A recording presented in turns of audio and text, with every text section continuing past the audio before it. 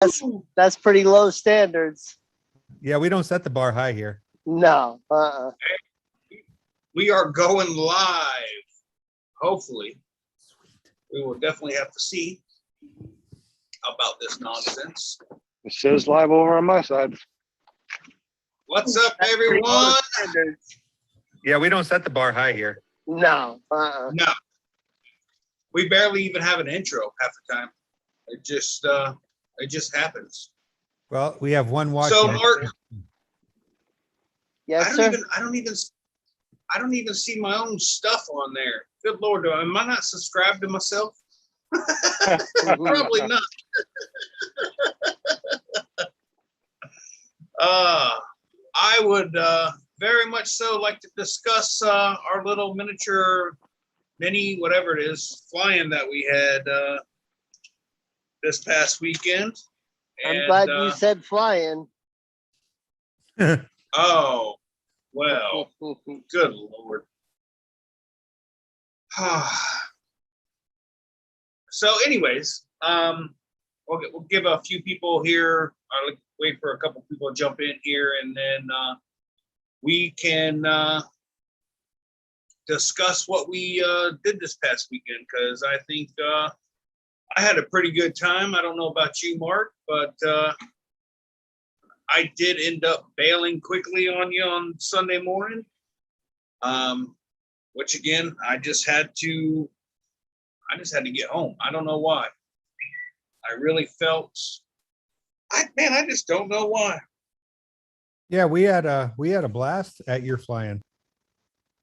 Yeah. I would have made it better. Yeah, probably. All right, let me see here. Oh, there we are. Yeah. Oh, Jake, Will flies. What about Jade?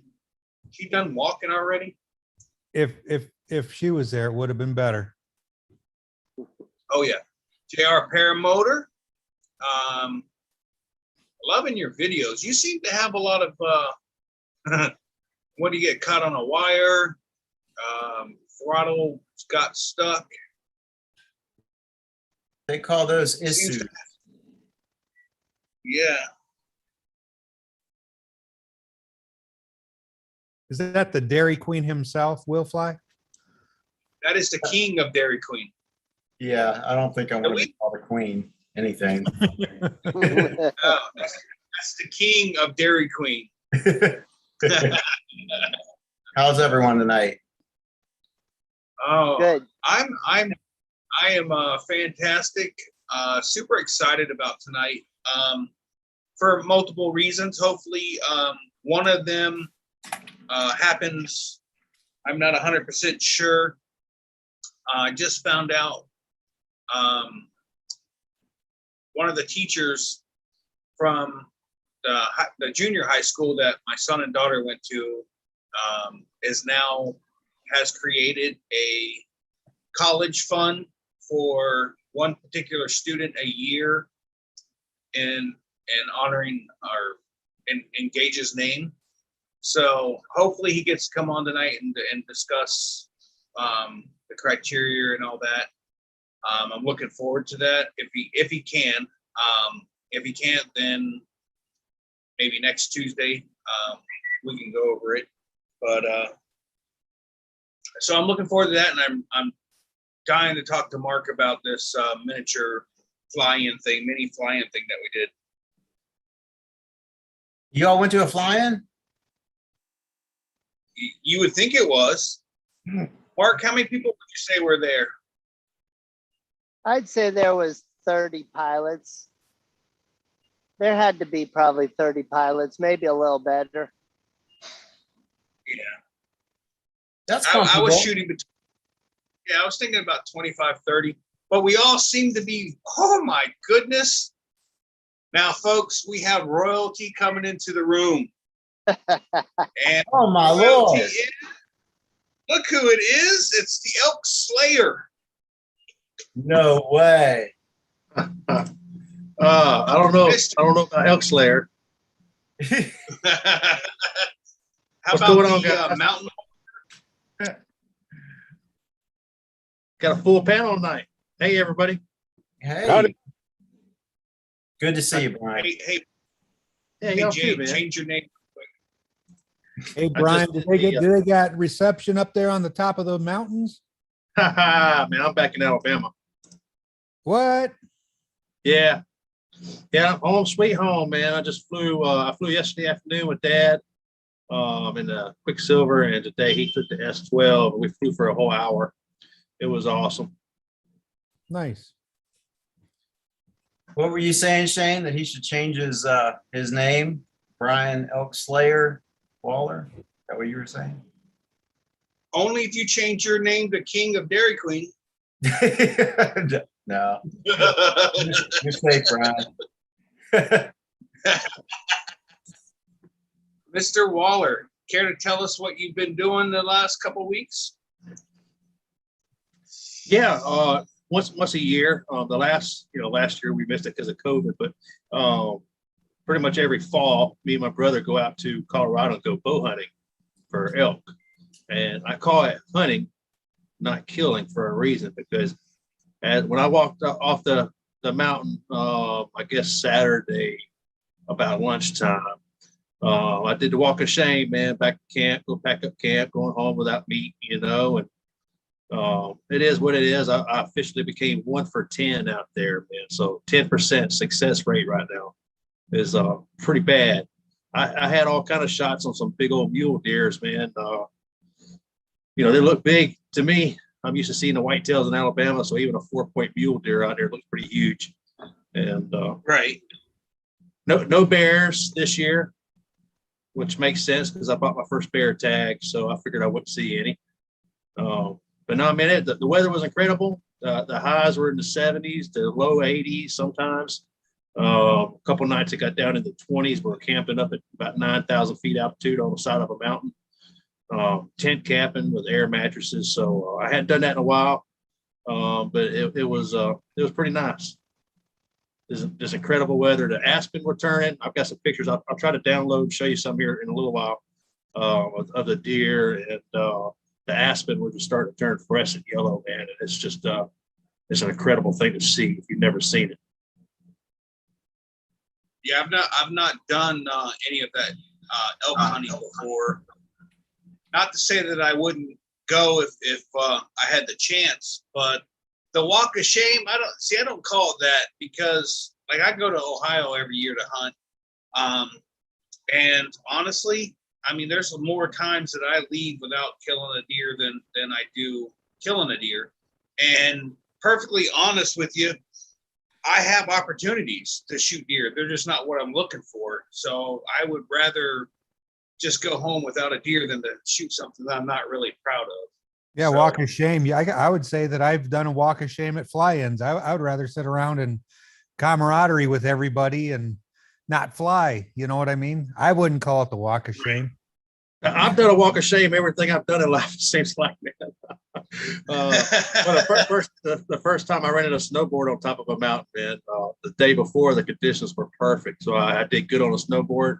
The next day it was ice. I did the walk of shame down the mountain that time.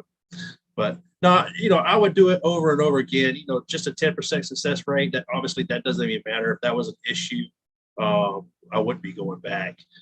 Just to be out there with my brother and have that family time, man, and to get out into Mother Nature and get away from Facebook and YouTube and everything else, man, and turn the phone off and listen to the crickets and go after that bugle. We heard some bugles. I went after a bunch of them, man. My foot swelled up as big as a softball, and I still managed to hike all I wanted to hike, really. The only thing I called in was other hunters. So I got some good video of me hearing some crunching through the woods, got the GoPro on. I was like, all right, man, it's game time. I hear it coming. And then the hunter steps out from behind the tree like, oh, hey, buddy.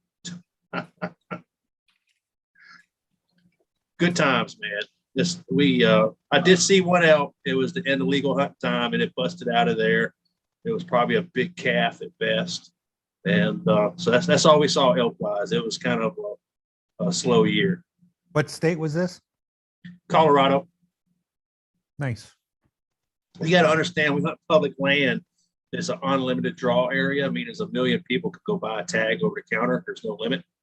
we've been putting in points, and I think I have 8. My brother has 10. So next year we'll put in for a limited draw area that limited amount of people can hunt, and hopefully we'll get a guided hunt and actually come back with some meat. Yeah, it's pretty crazy around here. It's you hear about it and you actually see it too, but you'll get a tag and you'll go out on state land and you think you got this great spot. So you opening day, sun comes up and all you do is look around and you can count the bright orange people that are around you. It's like you just pack it up. That is the walk of shame. Yeah, and that opening season is like that too. It's a month long in Colorado, and that first opening weekend, which we're usually not there for, that is just crazy. And the elk are smart. They go into the rut about the same time of year, most from different states. And when they go from hearing nothing to, just dozens of four wheelers and stuff every day, that they know, man, and they go down to private land. So they're smart. Yeah, I love here in Florida. They have gun season for bucks only, and then they'll end up having a 9-day buck and a doe. I think it's 9 days. Man, sitting in the woods, the opening morning of when it's a buck or doe, it is the scariest thing in the world because they are gunshot. This sounds like you're in Chicago on a Friday night because they are just shooting constantly. I refuse to go. I have set out more times after 3 times of being out there, just shots being fired. Daddy Dutch barbecue in the house. Scary Berry groupie in the house.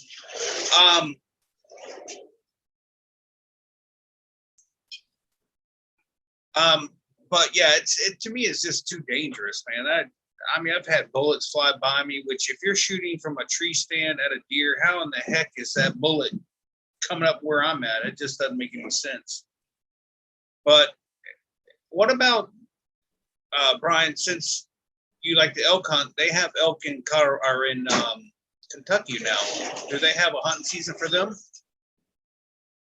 I doubt it, man. I doubt if there is an out of stater, probably can't get one. It may be something like governor tags or something, but I'm not familiar with hunting and really for elk in any other states. I know there's populations. They reintroduced them in the 50s or 60s east of the Mississippi. Kentucky's a success story, so I think that they do have a season, but it's not like you can go buy an unlimited amount of tags over the counter, I'm sure. Right. All right. Mark, let's get this party started because I'm super excited about this whole little fly-in thing that we did this past weekend. You got there Thursday morning? Thursday after lunch. Okay.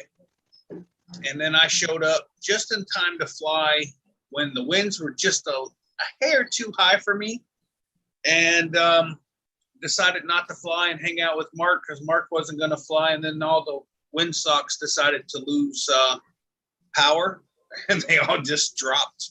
And it was absolutely perfect to fly. And Mark and I we didn't fly. I did get to meet Mark's dog, Abby, which I used to have a dog named Gabby. So half the time I was correcting myself, calling his dog the wrong name. Everybody seemed to truly enjoy having the dog around. Mark was on that dog constantly. That dog was just super happy. Had never played with another dog before, and she just wanted to go and play with all the other dogs. And Mark was like, "Get over here. Come back here. Where'd my dog go? I'm responsible. My wife is going to kill me if I lose my dog." So it was hilarious, and that's a true story. Yeah, that's all true. But best part of this whole thing, Friday morning, what temperature was it Friday morning? Because that was by far the coldest that we had. Got up and was ready to fly. I think it was supposed to be somewhere around middle 50s. Well, I think it was a little colder than that, according to my thin blood. But I purposely asked my wife to double check to make sure my jacket was in my suitcase. And Hey, she just assured me real quick, Shane, are you still crying about that? yes, I'm fixing to tell Okay. everybody how much of a crap I am. So I asked her to check to make sure it was in there. She said it was. I did not go back and recheck to make sure. Get up Friday morning. I go to grab this jacket, open it up, and it's the pants. So all I have is 2 t-shirts on and a pair of pants and my hunting pants, which aren't going to do me any good. So luckily, Pablo was there, gave me a sweatshirt and a windbreaker, and I was able to fly. Not before I put this gear on, set my wing out, go to start my motor, and it would not start. It wouldn't even turn over. I pulled it, and it wouldn't even sound like it was firing. So I picked my wing back up, and anybody that's flown at Hodges Field knows that in the morning, that field is, you might as well, I think you would actually get less wet if you laid it into a puddle than on top of the grass. I don't know why this grass is so wet. But I picked the wing up, put it back in my bag, went over, took the spark plug out, put a new spark plug in, started the motor up, everything worked great. So I took the wing back out, walked it across the field, set it down again, and now at this point, all my lines are all shiny, almost look greasy, if you will, because everything's saturated. I mean, 100% saturated. Well, I go get my motor, walk out to the field, hook in, and when I go to inflate this wing, it just literally just, so I ended up giving it throttle. That wing wasn't even at a maybe a 42 degree angle. And before I hit throttle to bring it up.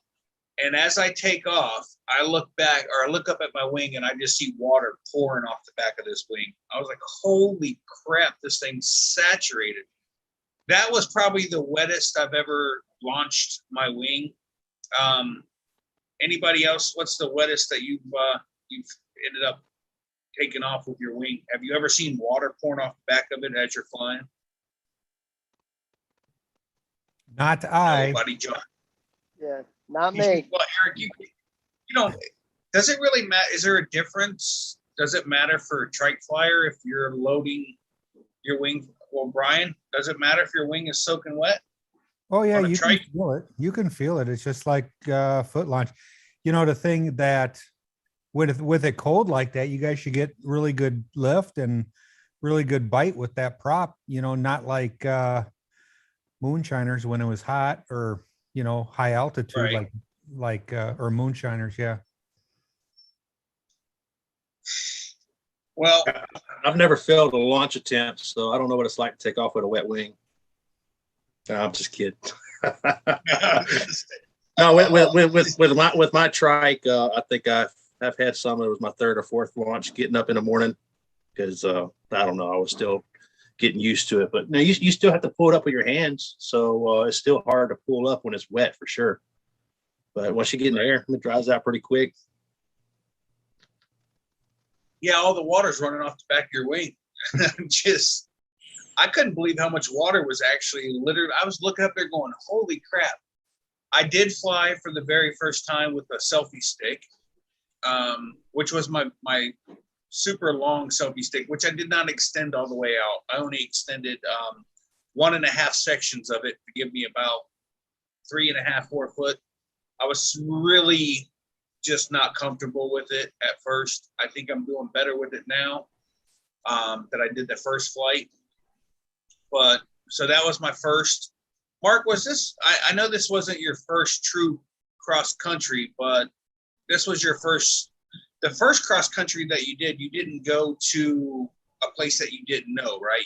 The place that you flew to on your first cross country was somewhere you've been before?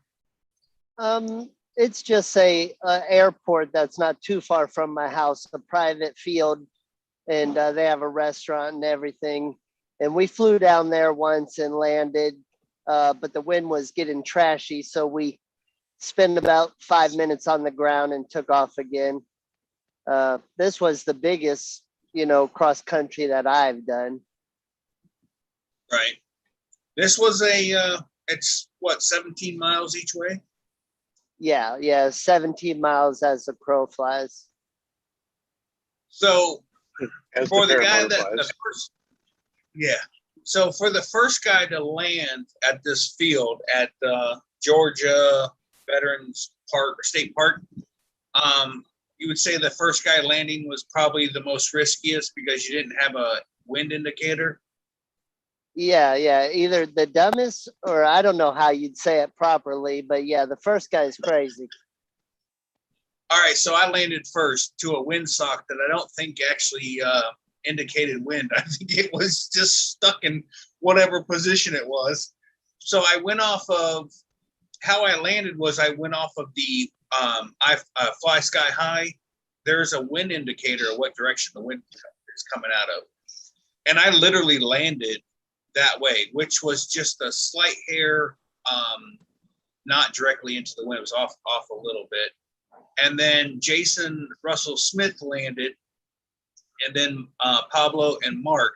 But when Pablo and Mark, actually I did with Jason too, I think, I was sitting there out in the middle of the field with my e-cig, blowing smoke so they could see which direction the wind was blowing. And everybody came in and landed good. Mark, that was your first time landing with tip steering, correct? Yeah, with my tip steering tied in. Yeah. Yep. And how did you like it? I like it tied in, but that first time I landed, it definitely gave me a little more lift than I was expecting. So I did a toe drag for maybe about 10 or 15 feet, and then ballooned up just maybe a foot or two, and then just stepped back down. It wasn't bad. London Ivy tied that in for me while we were down there, so I sure did appreciate that. How do you like it? Johnny on the spot. I like it. It definitely like it kind of turns and dives, but it turns more aggressive. So that's cool. I enjoyed it. So did you get out of the micro mini wingovers and get into a little bit more wingover? Nothing crazy. When we got back, I flew for a while, maybe about 25 minutes when we got back over there by Hodges when we came home. And right. And so I was able to fly around some and feel it out more, but nothing crazy. Well, I now know what it feels like to fly with myself, because Jason took off, Mark took off, then Pablo took off. And the time I got in the air, Mark and Pablo were gone. I was like, hey, they're pulling a Shane. Because, dude, when you guys say we're doing a cross country, I take off. That's where I'm heading. Y'all can keep up, or I'll meet you there, one or the other. Yeah, I thought it was the funniest thing. How's it feel, I was laughing about it. I was laughing about it because I know I do that. I will turn to see how, like, I've turned several times to look on the way there to see where Mark and Pablo were, and I didn't see them. I was like, I don't know if they're coming or not. And I wasn't 100% sure exactly where this park was. I knew it was by a double road bridge and a railroad track bridge. I was like, okay, so I flew to the bridge and found the park, and I was like, all right. So about the time I landed, got my gear off, Jason landed, and I looked up, and here comes Mark and Pablo over the treetop. So they weren't that far behind me, but I never saw them coming. And on the way back, Mark, I guess you were asking Pablo if he's seen us or whatever. We'd stopped and like dipped down into the fields and were doing circles around the fields and stuff on the way back. I literally took off with, I think, 4 air bubbles maybe in my tank. So I knew I had plenty of fuel. And it only took, Mark, how long would you say that trip took? One each, or that going there? I think it was only like maybe 32 minutes or something. Yeah, that's probably about right. And I knew I had 2 hours and 15 minutes worth of fuel at least before I even needed to start worrying about it. So on the way back, Jason and I just dipped down into the fields and saw a bunch of deer, a couple bucks, and we were just having a good time on the way back. And then we get back, and I don't know why I'm this way, but I got to our point of our cross country. And then on the way back, as soon as I got back, I had plenty of fuel, but I just felt like I needed to land. And I landed after, so the video I posted last night, if you guys haven't seen it, there's a drone. I was actually in the middle of doing big ears, and I seen something come from below me, straight above me. I was like, what was that? So I let out my big ears, and then the drone came shortly after and was flying right next to me, which I turned my GoPro around on my selfie stick and was filming the drone, filming me, filming it. Correct? I think that's how that works. I could have reached out and touched that thing with the selfie stick, but the guy that was flying it, he is actually, if I remember correctly, his YouTube channel is Will Fly, the number 4. So Will Fly for Food is his YouTube channel, which his last video he posted was like 3 months ago. So I don't know if there's anything, if he was at Moonshiners or not, but I'm going to keep an eye out, see if he posts any video of that little miniature fly-in that we had. So as I was getting ready to land, Mr. Hodges was coming in on his, what is that plane that he flies? A yellow one. Yeah, I think that was I think he flew that little naked plane around that only has a front and a tail, and a wing, no midsection. Right.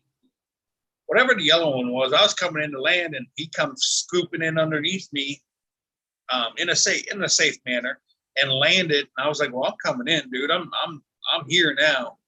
So I landed and started the grill up quickly because Mark, he kind of gets impatient when he gets hungry. So I know that I had to land early. That's why I landed early. It's not because I felt like I needed to land. I knew I had to get the grill started for Mark. And if he didn't have the charcoals ready when he landed, I was probably going to get an earful. And yeah, that's why I landed. That's the story. You're going to stick with that. Yeah. What was the story? Oh, so Sunday morning, I decided not to fly. Mark put this little seed in my brain about having a wet wing, going home, all this stuff. So I decided not to fly as well. Well, now that I decided not to fly, I'm in a hurry to get home. I don't know what is inside of me that on this trip that I just needed to get home. I wanted to be home. I needed to get home. So as soon as I could hook my trailer up, I pretty much just bolted. I get home. My wife, who I love very much, is dressed to the nines. I didn't know this. I pulled in. She walked out the door. I was like, hey, maybe I wasn't supposed to come home this early. I'm not sure. But after she helped me in her high heels, walking through the sand and everything, I said, hey, you hungry? I haven't eaten anything. She's like, oh, I had a waffle this morning. Yes, I'm starving. So we go to this Japanese restaurant that she loves. And we go in. Now, this story, guys, this is one of those stories where you absolutely think it's hilarious because it happened to somebody else, but I want you to place yourself in my shoes, okay? So we go to the hostess, and I said, hey, a table, or, we just have 2. And she's like, well, it's going to be about an hour and a half wait. I was like, all right, that's fine. We'll go to the bar. So we sit down at the bar, and my wife found out the last time we were there, she really liked these strawberry Long Island iced teas. This Japanese restaurant, very heavy-handed on pours, and Long Island iced teas are very strong. She downs 2 of them, and she looks at me, and I can tell that she's feeling pretty good. Well, the bartender that we had, was getting ready to leave, and the new girl that's taking her place comes in, and the bartender's like, hey, these people are really great, they're funny, you know, you're gonna enjoy them. So she's like, all right, great. So we talk amongst ourselves, and then this older couple, our group of people, come in, they sit on the other side of the bar. Well, my wife and I apparently are thinking the same thing, that the bartender might be pregnant, but we don't say nothing because that's just rude.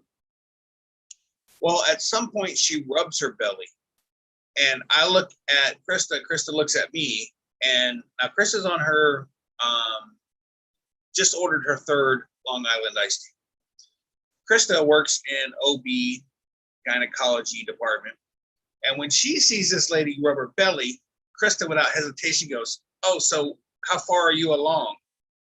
Bartender goes, I'm not pregnant. At this point, I've had 2 beers, and then I'm on my sweet tea. I want to crawl under the bar and run away. And Krista's like, instead of just letting it go and saying sorry, she's like, but you rubbed your belly. Now she's trying to convince this girl that she's actually pregnant. And the girl's like, I'm no longer pregnant. And I'm like, Krista, shut up. She's like, but she rubbed her belly. I'm like, shut up. Anyways, that really nice bartender went from being a really nice bartender to not wanting to make contact with us anymore. So I asked for the check, and then we went and sat outside the bar waiting for our table, which came right after we left. And Krista's like, I don't think I need another Long Island iced tea. I'm like, no, you need water. And she's like, yeah. So yeah, that was like, if you think a girl's pregnant, just wait for her to say that she's pregnant or hint about having a kid. Don't ever assume she's pregnant, because you're going to be this guy embarrassed as all get out. I couldn't believe that happened, dude. I about died. Yeah, but what comments do you make to get back out of that conversation? There's nothing. No. Check, please. Yeah. Yes, exactly. check, please. I did tip her exceptionally well and put on the thing, sorry, my wife is drunk. Because I don't know what else to do. I mean, holy crap, dude. It was horrid. Did you get any video Nobody else's. of the flying No. other than what you posted there? Okay, so I'm gonna have to get with you, Will, and have you help me with maybe do a Zoom on and screen share. I hooked my GoPro up, downloaded the footage, and then downloaded the footage from my iPhone. And some of it went one place, some of it went another place, and some I don't even know where it's at yet. So literally the video, I had a video of Mark coming in at the Veterans Park, Pablo coming in at the Veterans Park, Jason coming in at Veterans Park. I landed with video, and I don't know where any of it's at. Not a clue. So everything that I posted is what I could find in that video. So, I mean, it's all going somewhere besides where I think it should go. And I've looked everywhere, and I've not had any chance to find it. So after I got frustrated yesterday, I started working on that at like 4 o'clock in the afternoon, and I didn't even mean to post it. I was looking for a target for the video to go, and somehow it ended up on YouTube. I wasn't even ready for it. Well, I still thought it was a good video. And you are mighty proud of that selfie stick. How was it? Oh, dude. That was your first time flying with that, right? Yes, that's something else I wanted to talk about. Very first time. I was very comfortable. Okay, let me say, it's very first time flying with that selfie stick, and I've only used my GoPro a couple times, and I've never paid that much money for a camera. So losing that camera would be just horrible for me. I'm sure it'd be for anybody else, but for me, I'm never going to replace that camera because it costs too much money. I was scared to death at that point to lose it. Once I realized that camera's not going anywhere, the selfie stick's not going anywhere, I was perfectly fine with it. Flying with it, swinging around, doing whatever, until I got over was that a lake or a river? Either which way, large body of water. I realized if I drop this thing, I'm never going to find it. There's a chance that if I drop it in a field, I will be able to go look for it. But if it falls in the middle of the river or lake or whatever it was, it's just done. It's gone. And I kind of freaked out about it. I can actually, on a couple of the videos, I was kind of shaking and I was squeezing the heck out of this thing. I was like, dude, if I drop this, it's done. It's over with. And I didn't drop it, but the video of me landing at Hodges Field was an accident with the GoPro still on, and you can see my phone showing the GoPro. I was gonna put thanks for reminding me. I was gonna take that little clip and like multiply it like times 10 and just have it. You talking about where it's bouncing back and forth? That was so cool. Yeah. And I was thinking TikTok. That was actually a complete biff on my part. Oh, I totally forgot to tell you. I was so concerned landing at the Veterans Park with the selfie stick that I totally forgot that my e-cig was sitting in between my legs. And I came out of my seats and I landed and I'm taking off my wing. I take off the motor and I see what I assumed was a Karen coming across the field with her phone on a little gyro thing. And she's like, hey, excuse me. And I'm like, oh, here we go, dude. Like, we have permission to land here. Like, everything was in my head. Like, I was already ready to start arguing with this lady. And she's like, oh, hey, I heard you say something when you were landing, which was me doing the video saying, okay, we're coming into Veterans Park, blah, blah, blah. And she goes, I think you dropped something. Is this yours? And she holds up my e-cig and I'm like, oh, I totally forgot that was between my legs. When I got out of my seat, I totally dropped it 40, 50 feet up in the air and it survived. It's still working to this day. But I told her, I said, thank you very much. She's like, yeah, I was getting ready to videotape my husband with his RC plane. And then we heard you talking as you were coming in. And I didn't know if you were talking to us or I was like, oh, no, I was doing a video. And I explained to her everything. And she's like, oh, okay, great. She's like, I'm glad I could help out. I was like, cool. So, yeah, I thought I was going to have me a Karen on my hands. I mean, the way she was walking, dude, I just knew it was coming. I was like, oh, here we go. So remember when we were at Dave Purden's and Shane got out his selfie stick and it ended up in two pieces? I could only imagine No, that thing. That was a pole. Yeah. That was my flagpole. Oh, that's right. That was the flagpole. The dog Anyway, slayer. yeah. Tony wanted to know, do you mount that selfie stick or do you just sit on it?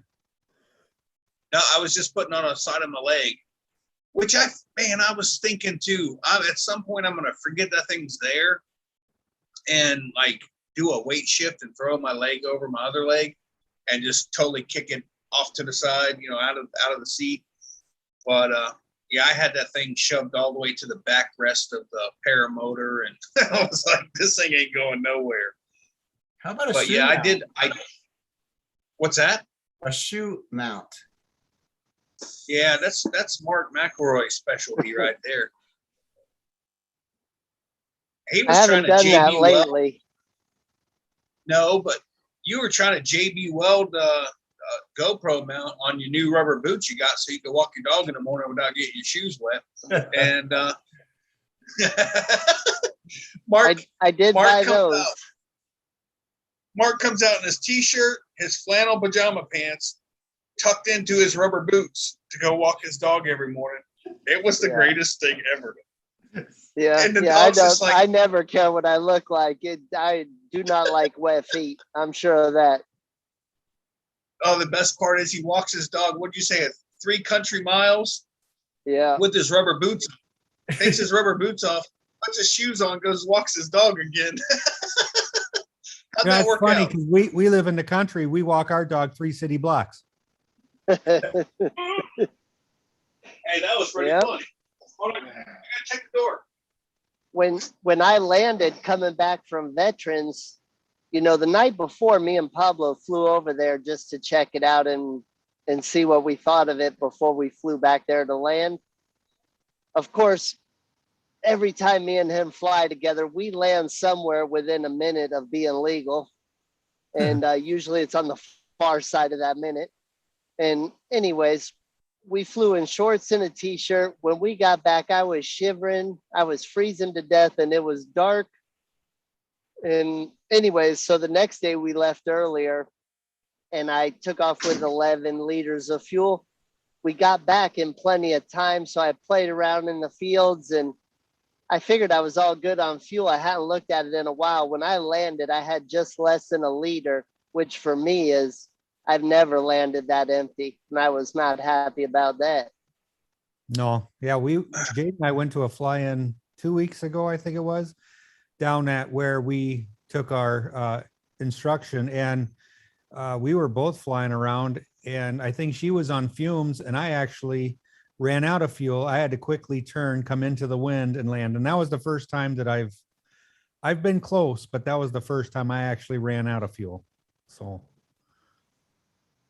Well, have any of you guys purposely landed out somewhere outside of where you intended to land because you had to pee? I know somebody that did it. Yeah. Once again, use the Fly Sky High app to determine which way the wind's coming from. And yeah, there was no way I was making it back to the field. I mean, I was probably 15 minutes, 18 minutes away. I looked down, the road is this, I guess for the tractors or whatever, it's just a dirt road. It was perfectly aligned with the wind. I was like, oh, dude, I'm landed right there. So I landed, dropped my gear, went to the restroom, and loaded back up and took off again. Meanwhile, I'm getting text messages from Jason. He's like, hey, I think I lost you. I was like, oh, I landed. I'll be back up in a second. I had to stop to use the restroom. But are you guys like, is anybody concerned with landing? I have no problem landing and taking back off as long as there's enough open field. But I mentioned that I did that a couple times and people were like, you just landed out? Like, yeah, I mean, everything was right. I wasn't like running through corn, planted corn or whatever. I think it was peanuts, because I ended up taking about 4 or 5 good steps through the peanuts on the last 4 or 5 steps to get into the air. But everything worked out fine. Right before I landed, I did see a coyote. I was like, if I didn't have to pee so bad, I'd turn around and chase you, but I can't. I got to land. I did get Mark a couple good times with the snake, fake snake prank. I love that snake. Yeah, that never gets old. Hey, question for you. Did you get it on video? Yeah. Okay. Yeah. Or is that one of the lost? No, that actually. Let me see if it's in my computer. But yeah, I love messing with Mark because he's so. Oh.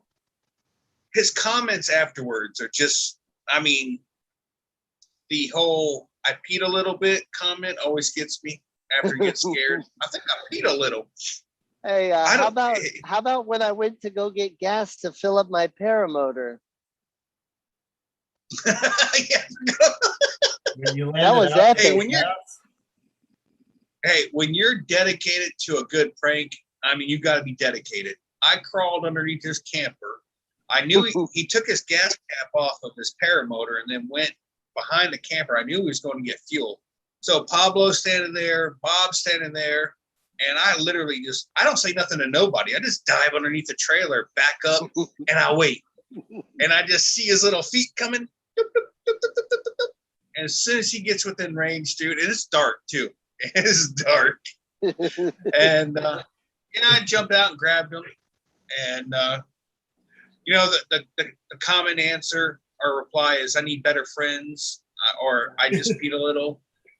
It's worth it every time because it just cracks me up.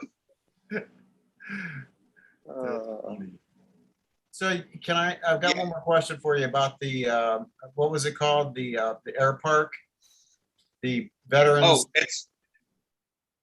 it's Georgia Veteran State Park is what it's called. Okay, so it looked like they had, like planes and helicopters and stuff like that, but it looked like they were roped off. Did they have any that you could actually go in or tour? No, where the planes and helicopters were, they had it fenced off. They have plaques out front explaining what the planes are, what they did during the war or whatever. But the tanks, you I guess you can climb on them if you want to. I wouldn't do that just as out of respect. But we kind of walked around the tanks.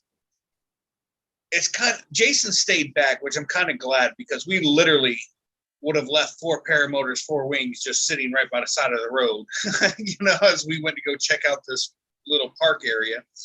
But it was, and then we ended up taking, I don't even know, is that picture in the video of us?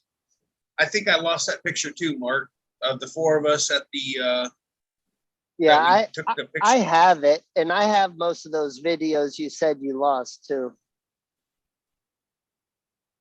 Well, it doesn't do any good. I already did the video. I'm just saying. I've got to figure out where my stuff is going and why is it not all going to one hard drive? Because I have one hard drive that is literally dedicated for me to upload video to, use it, and then erase it. I mean, shouldn't be that hard, but for some reason, GoPro goes to one hard drive, iPhone goes to 2 different spots. Cypress Blue, hello, how's it going? Oh, let me say hi to everybody. Angela, Cypress, Louise, Nick, Griffith, Bill H. Who else? Nick Griffith, Jason Russell Smith, Eric, Tony, Kent Stamey. I saw Daddy Dutch in here earlier. Mark H, Tony. Who else we got in here? Thank you guys for stopping by and listening to this super interesting story.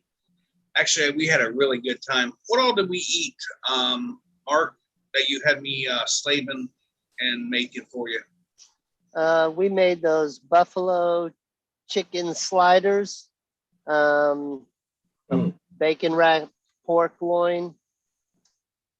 We did not make the quesadillas. We ran out of time for that.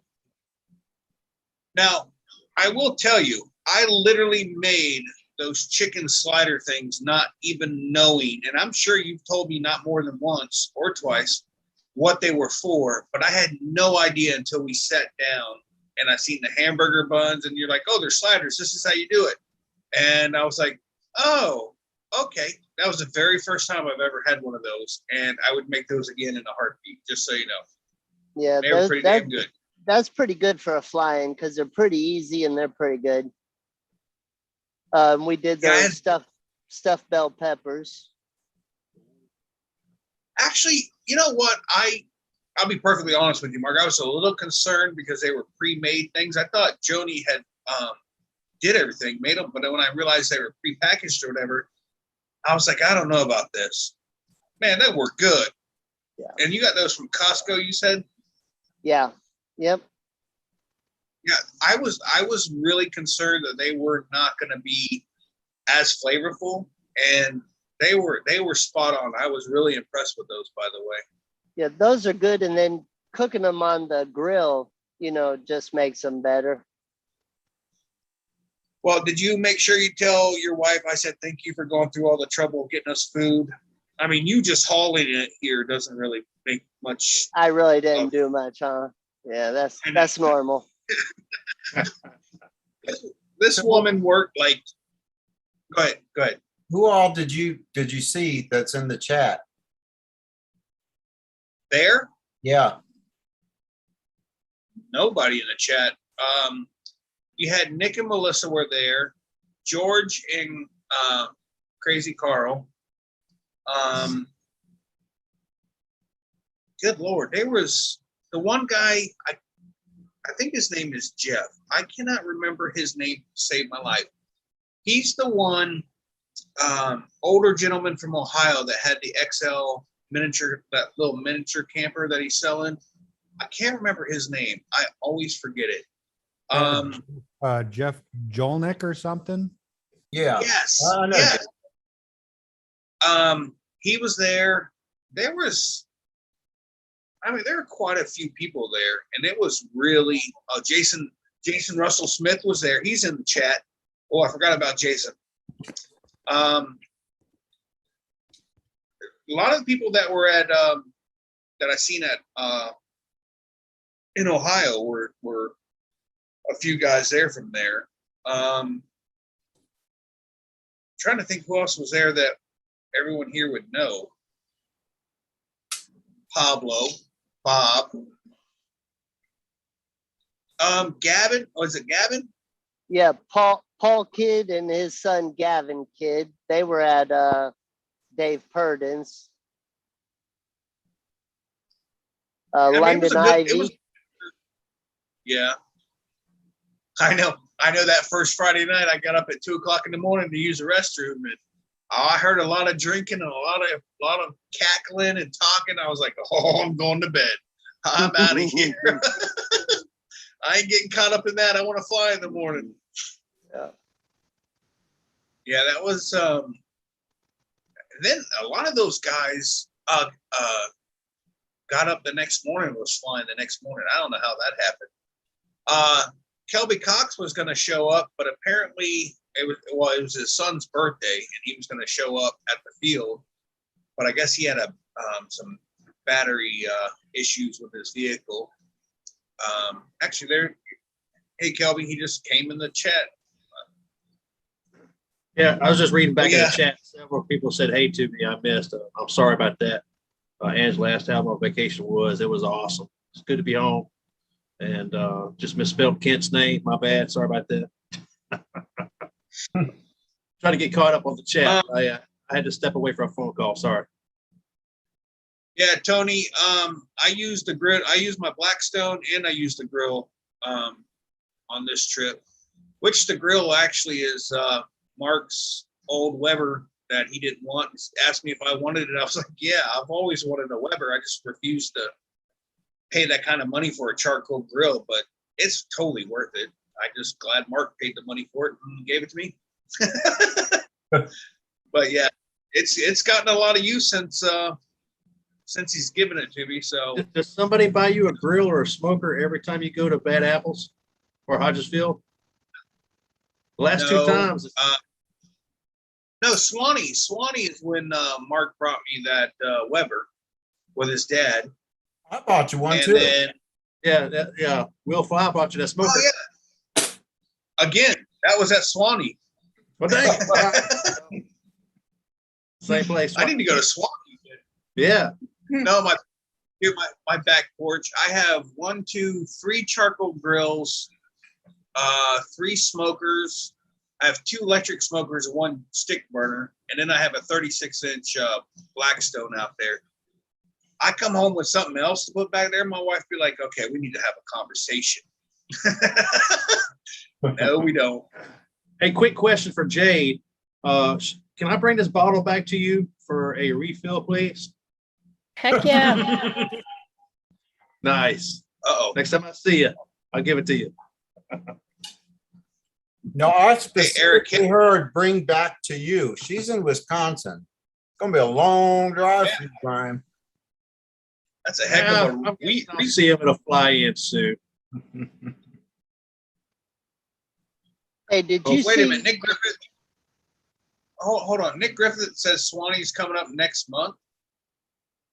I ain't seen nothing about that. Anybody else see anything about that? No, but London Ivy's. I think it. The people with the dogs that were parked over there next to Nick and Melissa. When we were saying bye to them, they said, "Well, we'll see you at Swanee," and I didn't have any idea what they're talking about. So there must be another fly-in down there. But now I'm gonna have to be rude and jump on my phone and look that up on Facebook because What state is Swanee in? Florida. Florida. That's North Florida. It's Live oak. about 30 Yeah. minutes west of 75 on 10. Okay, you said Florida. I don't care if it's North Florida or South Florida. It's still like 8 days for us to get there. Oh, well. I'm just saying, I Yeah. think Atlanta's kind of centrally located. Yeah, it's sounding pretty Mark. good, Mark. Hey, All right, Jason so- Smith said something about a 100-foot hay bale. So let me share this real quick.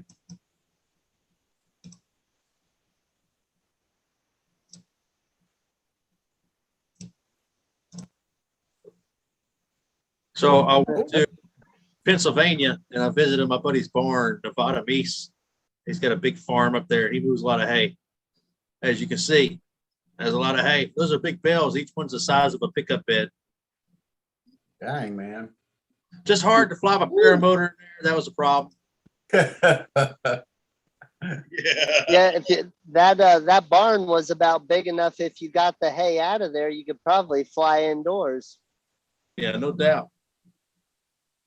He's got So a if pretty they're the nice size, if they're the size of a pickup bed, do they weigh more than a pickup bed? Probably. I tried kicking the 6-foot diameter. Oh, by the way, they built a house exactly where the hay bales were.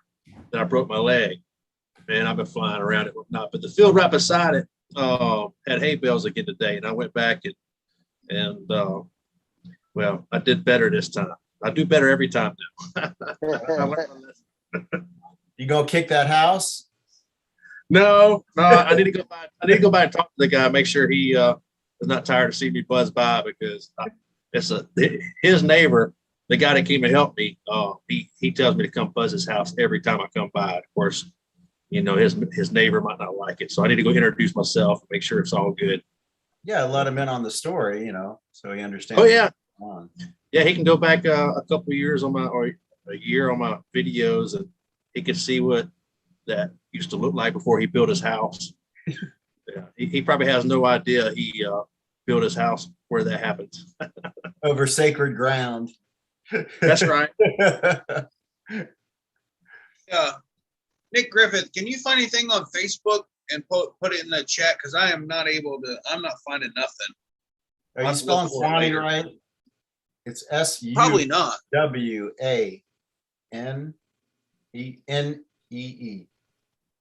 Suwannee. Don't you be cussing at me.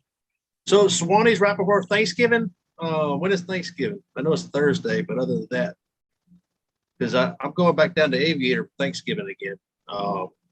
Apparently, if you do a good job frying turkeys, people keep inviting you back. Funny how that works. Yeah. They got a 2019 the Swanee Parafest 2019, but I don't see nothing for 2021. Oh, wait a minute. Wait, Come on, internet.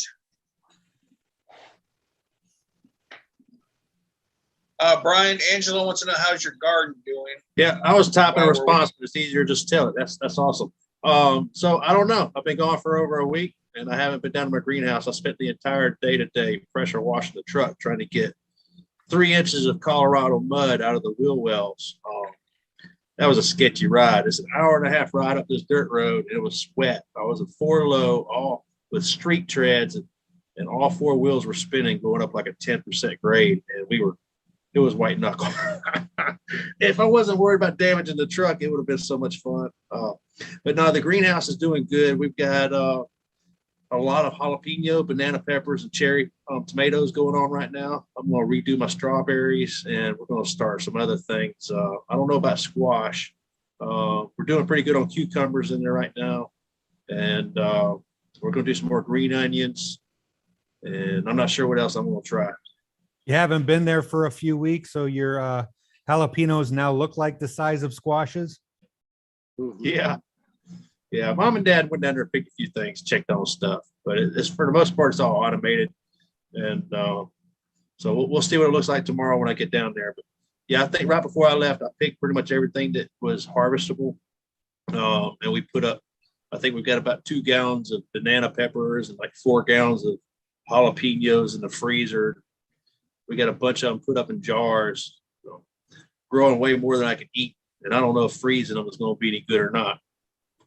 I don't know, those jalapenos that we made or that you gave us, we made jalapeno poppers. I think I had 2 of them and I couldn't find enough liquid in the house. They were hotter than hot. And Jade's son came home and he likes spicy foods. We gave it to him and I think there was actual steam coming out of his ears. Those things are some hot ass peppers. I couldn't find anything on the Swanee, the upcoming Swanee. I found out something about Education Day or something like that, but What's the guy's name or what's the school's name that is down there at that airport that puts it on? Happy arson. thoughts? Yeah. Yeah, Happy Thoughts. Yeah, let's look that up. Check out his Facebook page, maybe.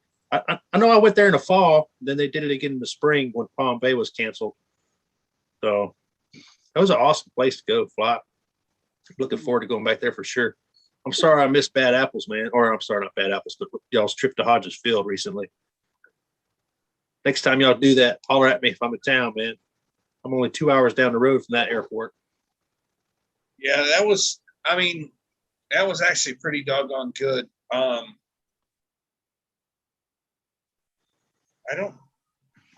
right, I can't do both. I'll have to look that up tomorrow.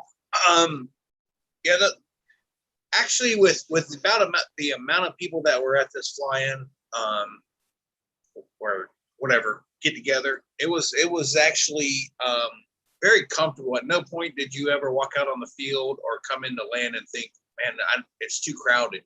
But it was just enough people that you weren't crowded, but it was crowded, if that makes sense. I mean, there was a good amount of people there and it was awesome. I really enjoyed it. Like in Ohio, we literally laid our wings out, get ready to hook up. Some guy walks out in front of you and throws his wing out.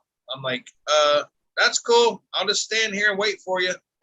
No hurry. And he's like, oh, sorry. How do you throw a wing out and not notice somebody standing behind you, already hooked in, motor running, and you're just going to throw your wing out there? I was like, oh.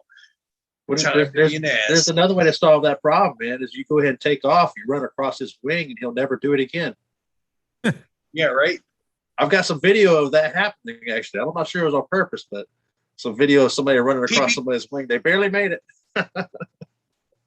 Hey, so down at Moonshine or Hodges Field this in the morning, was the grass real wet?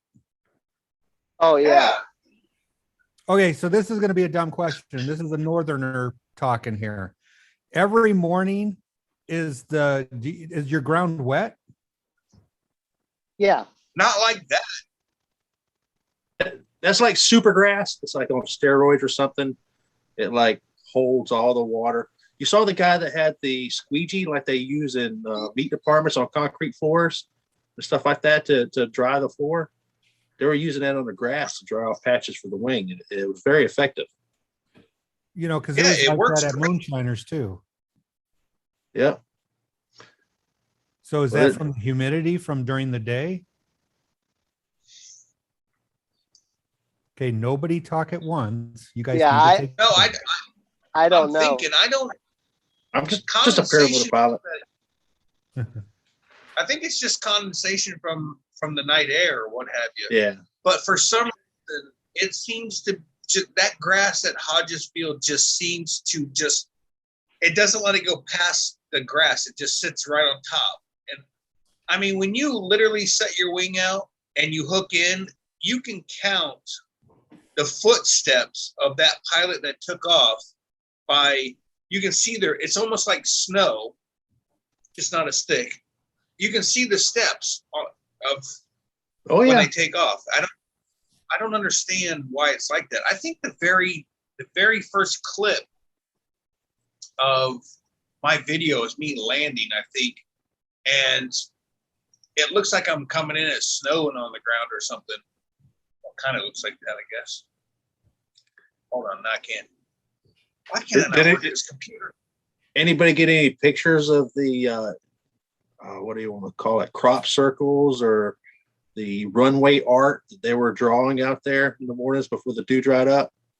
I mean, they were drawing like wind directions. I'm not going to say some of the things they were drawing out there. You can be imaginative. If you go somewhere and there's graffiti, there's this common image that always shows up. And yeah, somebody drew that out there in the field. I'm sure somebody got a picture of it. But that grass is something else there, man. Let me tell you. Yeah, don't get me wrong. It's a beautiful field. It is freaking awesome, but man, it's just wet. And if you have a failed launch, your very first, once you launch, when that wing hits the grass again, it's absolutely saturated. Hey, Skinny Chef, you started drinking beer yet? Yeah, I did at 8:30. I stopped a little early. All right, so let me go to screen share to here, and let me move this over, large, make this, so you can actually see where like cars have driven or golf carts or whatever, and you can actually see people's footsteps right here walking out all the way over to here. So when you come into land, if you watch when my feet hit the ground, you'll literally see my footsteps behind me. Or you won't because of the angle. But anyways, you can see the footprints, whatever it is. Now, that wing was dry. Now it is, it's shot. It's back to being wet. Mark was like, "Are you going to dry your wing out?" It's like, "No, I'm putting it in my camper, and I'm going to put it in my camper, and then when I get ready to fly this afternoon, I will dry it out." Now, if I wasn't planning on flying again, I wouldn't have put it away wet. But knowing that it's just going to be in my camper for the day, I really wasn't worried about it, to be honest with you. Hey, Jason Russell, Anthony Scott Smith said your landing was smooth. Actually, he said super smooth. I think that's what he was talking about. Yeah, that was my gear, and I let somebody else fly it, and I took credit for the landing.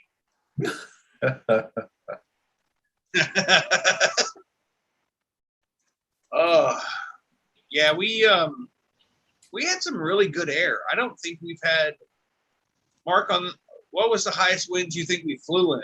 Because it wasn't much of nothing. They weren't bad. Here. Yeah, I'm here. I was on mute. They weren't bad at all. I mean, and really the only bumps we had was on the way to, Veterans Memorial Park.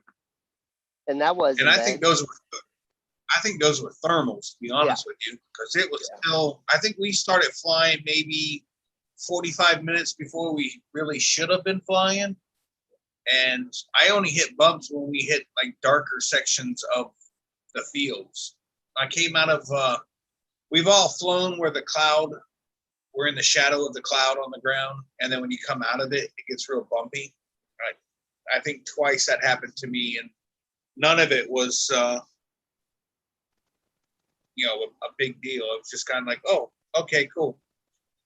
And right back at it. I didn't have any issues really. I sent you 2 videos. I don't know if you can share those or not. It's on my phone. I'd have to, if you could have sent them to me on Messenger, then I could have done it. Hint. Yeah, I'll do it.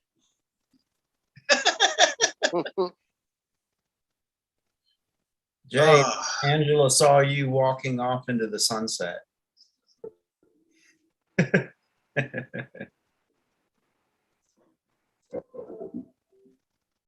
Jade's like, leave me alone. What are we working on, Jade? I'm making a sweatshirt. Paramotorgirl.com. Girls just want to fly! ! Nice.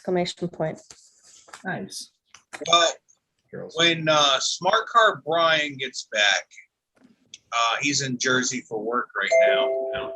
When he gets back, he started making the Eat Sleep paramotor shirts. And oh, I'm gonna have to hit. Okay, the volume's off. All right, hold on here. And he put my PPG Shane on the back of it. So I may end up having to start. Am I screen sharing? No, yes. Yep, yep. Okay. So this is Pablo. Is this Pablo? No, it's Jason. This is Jason Russell Smith. Watch his footsteps in the. It looks like ice on the, like that frost in the morning. Yeah, I see the foot drag. I saw the trail. Yeah, it's just like, and your wing just sucks that up, dude. It just absolutely sucks that that grass, that wet grass up and into your wing, which, don't get me wrong, I'm not complaining. I'm just saying it's a lot when you go to take off if you have a failed launch or reset up and have to go again like I did when my motor didn't start. That thing was absolutely soaked. So this Hodgesfield literally has the nicest grass I've ever seen at a paramotor LZ. But we're complaining about how wet the grass is, your wing getting super wet out there. Yeah. What is the perfect LZ then? I mean, I guess there's some trade-offs.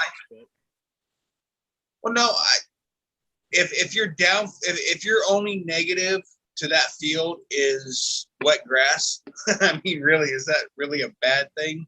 I mean, out of like the compound, half the time I'm taking off and a foot high grass, and who knows what's in that grass when you're running. I do walk through the field where I think I'm going to be running and just double check to make sure no one left like, a strip motorcycle frame or something out there.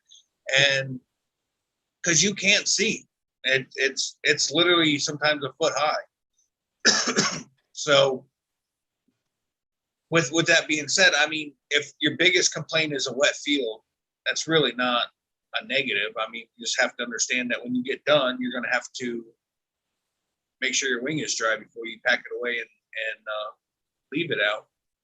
Yeah, because that goes with just about that any LZ. I mean, an early morning like that's going to be. Yeah, until that sun hits it or the wind picks up. I mean, that grass is usually wet unless you had a dry, windy night.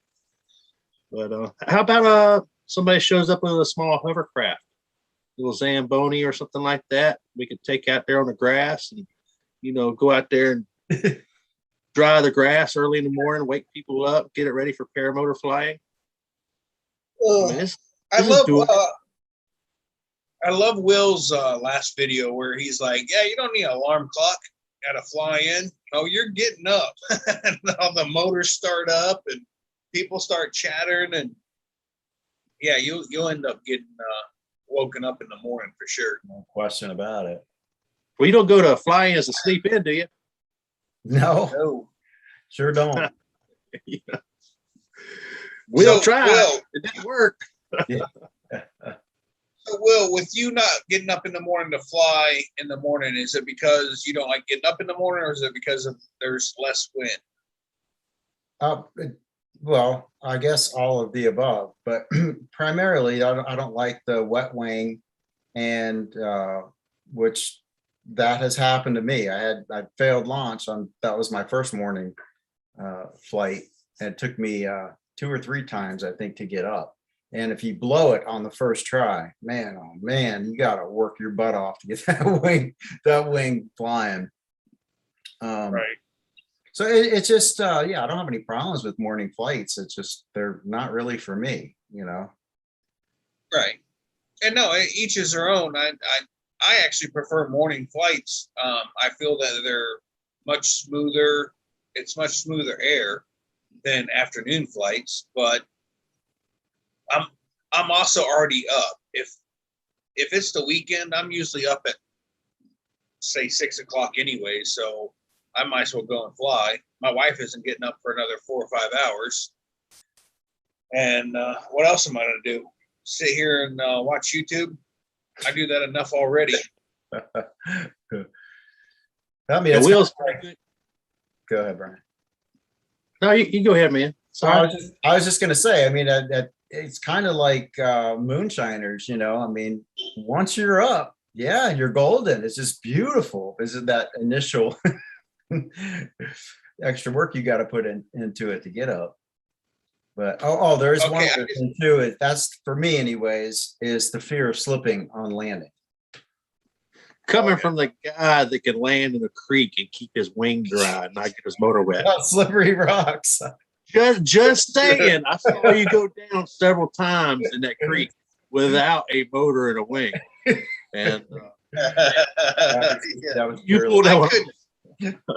I couldn't for the life of me walk in the damn thing without falling in. That's literally how I got into the lake or into the stream 2 times. Was falling because of the rocks. And Will's like, "Oh, that's nothing. Watch, I'll just land in it with my paramotor. No Oh big deal." man, you saw me walk in that. Both of you saw me walk in that straight. There was no way you could go fast. I mean, it was just slow step by slow step because you hit that one little smooth rock and you're gone. So it was just luck all the way around. So I need to learn 2 things from 2 people on this show. One, how to do a cage and wingtip drag on takeoff, and how to walk on round, slimy rocks with a paramotor and a wing above my They call that the Mark Manu. head. Yeah, the Mark maneuver. Right on, man. Yeah, you don't want to learn that. Who taught What you? we got there, Jim? Did you learn from nobody. Dale's teacher? It was Dale's teacher that taught you, right? That was some Supermark self-taught, self-training. Yeah, Just talked your way through that one, didn't you? yeah, don't try this at home. Hey, hold on, guys. First time ever. Uh-oh. Go ahead. No, go Brian, ahead. after this. Go ahead. I'm just going to mute this and play it in the background, man. Well, no, I was Video. going to talk about the runway model we have on the screen, but I can't because you're screen sharing. Oh, well, my bad. You're going to have to watch the Hay Bale Slalom now. Check this out, man. Do It turns out to be 2 hawks on these hay bales. I'm just flying, and you're going to get to see my dad do this in a plane in a second. Oh, check out this hawk about to take off on the left. Oh yeah, it looks like a chicken Awesome. hawk. Getting mighty close to those hay bales. Hey. All right, so check it out. I'll go around. I'm like, hey, there's another one down here. Dad's up there in the plane watching me. How cool is that you fly Yeah, with it's your it. dad? That's just Are those chicken Yeah. hawks? I don't know. I called a hay bale hawk because he was sitting on top of the hay bale. But Your logic is sound. yes. Yeah, I guess those chicken hawks. They were a red hawk, maybe. I don't know. So this is when I got home. I spent basically over 12 hours, 3 days in a row in a vehicle, and I got home and at the end of that last long day's drive, got up in the air. Didn't unpack anything. Dad got up in the Quicksilver, as you can see. And we're communicating over the aviation radio. So, Dad, it's your turn. I'll fly over in video. Look at that buildup in the background there. Yeah, we flew right through that later. No big deal. No, I'm just kidding. Will. Will's like, What? Oh yeah. look at So- your dad, dude. Because of the background stabilization. Oh, actually, I didn't lose him quite as bad. So yeah, he taught me how to do fly low. He's been flying low since I was about 10 years old. He used to fly low over the watermelon fields and pea fields, and all the workers would wave or run one. And Brian,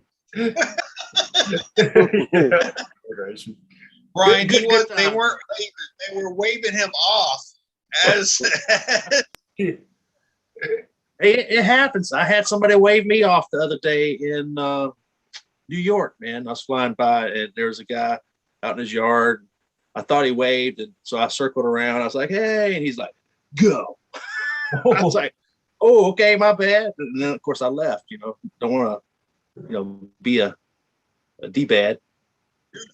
Okay, real quick, can we have that runway model show off the new 2020, the end of the season 2021 sweatshirts? Any chance? Oh, is she wearing it? I mean, oh yeah, watch. Well, this is what I just made. So I've got girls just want to fly here, but I want to put a paramotor up here. And then nope, wrong side. And then I put paramotorgirl.com. Ooh, that's cool. There. I got a suggestion though. How about 2 paramotors on the front? Yeah. Wait. Like, okay, I got you. I think I see it. Hey, No. can you Will. make the paramotor pilot ease Huh? with little helmets on? With So little the what? paramotor, the 2 paramotors that are going to be on the front of the shirt, can you make the pilots bees? And then there'll be boobies. Oh, but I'm bump. Hey, man, how about a couple little props as spinners? Yeah, real spinners. Yes. Yeah. Why do I even bother coming on here? Jade, I really like that idea. And I especially I do like the too. pocket. The spinners? Okay. Gotcha. See, you don't have to put up with this on your girls. Your girls only show on Wednesday nights. You don't have to I put do. up I have to keep track of the chat. with all the testosterone. Yeah, I know it. No, and I We like Boys need to behave tomorrow too. I like the arm too. Show the arm again. Oh. Not that one. Yeah. Paramotor. Okay, that's the .com. Okay, cool. Yeah. Very nice. Very nice. Because the one shirt that I did correct, I had paramotorgirl.com down like my spine on a t-shirt, and I would wear that. And people would be like, "What's that?" So then I would get to explain it, and I would hope I would gain more subscribers. I got you. Yeah. Very nice. How's your channel doing, subscriber wise? You've been picking up a lot since you started your show. No, I got just under 200 right now. So it's slowly creeping up. So Oh, but her show is doing really good. Yeah, I told her from the get-go it would do well, and every time I look, I'm like, dude, she's killing it. I'm super happy for you. I mean, you put in a lot of work. I do nothing, show up and just start talking. But I mean, Yeah, just look at her shows. background. She's advertising while me talking because she put in the work. Yeah. Her I intros just- and everything. yeah, I decided from now on, I might as well post the background as the gal's, ad for the week. So might as well do that. Jade, I will tell you, all jokes aside, I'm super proud of you, and I'm happy that you're doing as well as you are. And you're going to do better. It's going to pick up. I guarantee it. If not, I will put 2 spinners on the front of my shirt. Thank you. And You- it's like, I'm going to already apologize if something happens tomorrow night, because I was already getting an error message on that reminder, that I post over the weekend. And I was getting one of those error messages again, and I was able to change a key code in there and it's gone. So I'm hoping it's all taken care of, but I have no idea why I get that sometimes. I just don't understand that with YouTube and Zoom. So. Right. Yeah. Got me. Gremlins. Angela wants one of the hoodies. Not Angela. Angela, Deweese. Oh, Deweese. Mhm.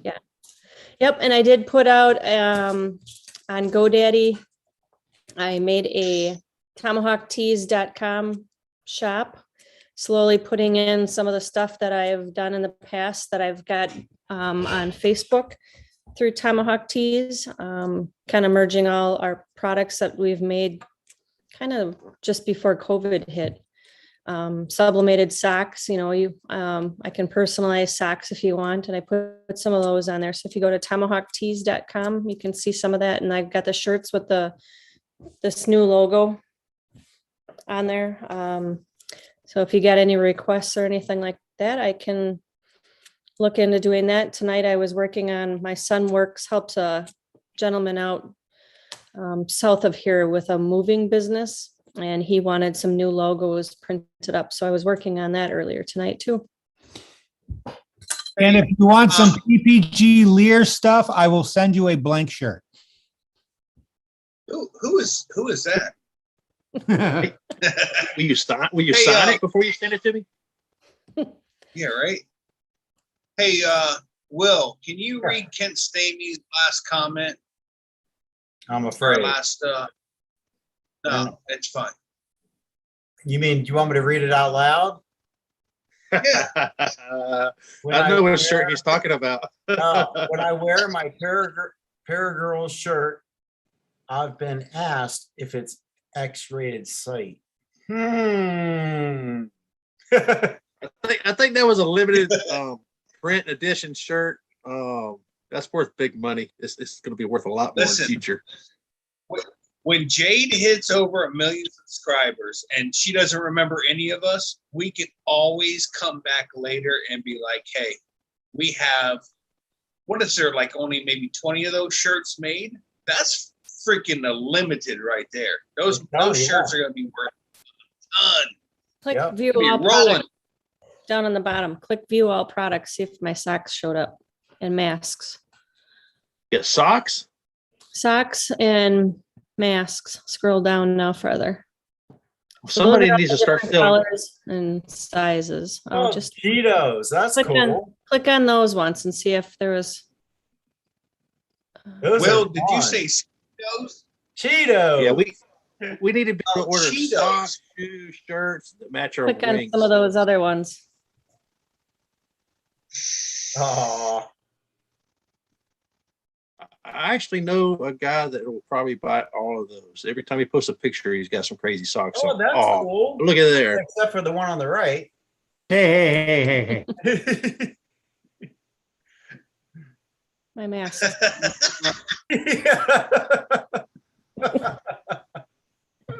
Gonna have a split headache when he spreads those legs. That's great. I really like that. Yeah, but I mean, Click the last one. Check that one out. And it's even got the back. It's got the heel has the back of the box of Clorox wipes. It doesn't show it there though. But I had masks. The socks disinfect and keep your feet warm. Exactly. Hey, okay, so I would, Shane, I think said it. I would buy a pair, but it would have to have red and black in it. That's orange, right? Yeah. So have to have something funny that's got red and black in it to match my wing. Well. Yeah, come up with everybody's something got tennis shoes that match your wings and stuff. We need socks. We need matching underwear. Where's the matching underwear? Hey, Yeah. I can do underwear too. Hey, the Cheetos Flaming, do you have those in thigh high? Asking for Krista. Wait. You've got a really nice website. Go down. Oh, click down on the left. Click on polyester mask. See if any of those showed up. Oh, that looks like fun. But it says coming soon. Oh, it didn't. Okay. But I made that mask. I'm wearing that mask there. That's funny. Been busy. Yeah, they're fun. So if you guys have any ideas of things that you want, you just run it past me and I'll see if I can figure out how to make it. Well, we gave you the double paramotor idea. That Now, didn't. So Angela says she likes Tony's idea. I go up to read Tony's, says I like Eric. I think Eric should come out with a t-shirt saying guys just want to fly girls and have it be a tandem.